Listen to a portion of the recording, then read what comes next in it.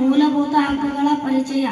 ಭಾರತದ ಸಂವಿಧಾನದ ಭಾಗ 3 ಲೇಖನ 12ರಿಂದ 35ರಲ್ಲಿ ಪ್ರತಿಪಾದಿಸಲಾದ ಮೂಲಭೂತ ಹಕ್ಕುಗಳು ಎಲ್ಲ ಭಾರತೀಯರು ಭಾರತದ ನಾಗರಿಕರಿಗಾಗಿ ಶಾಂತಿ ಮತ್ತು ಸೌಹಾರ್ದತೆಯಿಂದ ತಮ್ಮ ಜೀವನವನ್ನು ನಡೆಸಬಹುದಾದ ನಾಗರಿಕ ಸ್ವಾತಂತ್ರ್ಯಗಳನ್ನು ಖಾತರಿಪಡಿಸುತ್ತವೆ.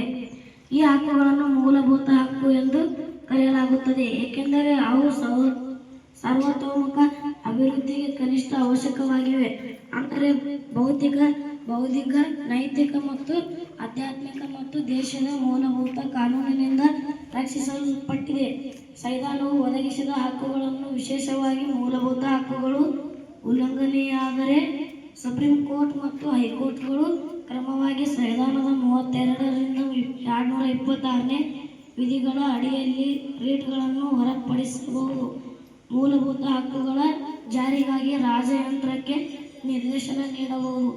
6 ಮೂಲಭೂತ ಹಕ್ಕುಗಳು: ಸಮಾನತೆಯ ಹಕ್ಕು, ಸ್ವಾತಂತ್ರ್ಯದ ಹಕ್ಕು, ಶೋಷಣೆಯ ವಿರುದ್ಧದ ಹಕ್ಕು, ಧಾರ್ಮಿಕ ಸ್ವಾತಂತ್ರ್ಯದ ಹಕ್ಕು, ಸಾಂಸ್ಕೃತಿಕ ಮತ್ತು ಶೈಕ್ಷಣಿಕ ಹಕ್ಕು, ಸಾಂವಿಧಾನಿಕ ಪರಿಹಾರಗಳ ಹಕ್ಕು.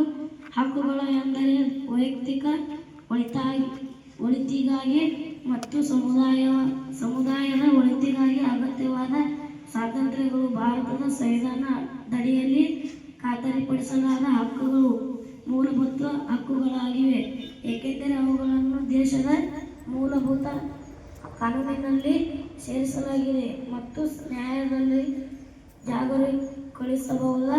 ಆದಾಗ್ಯೂ ಅವು ಸಂಪೂರ್ಣ ಅಥವಾ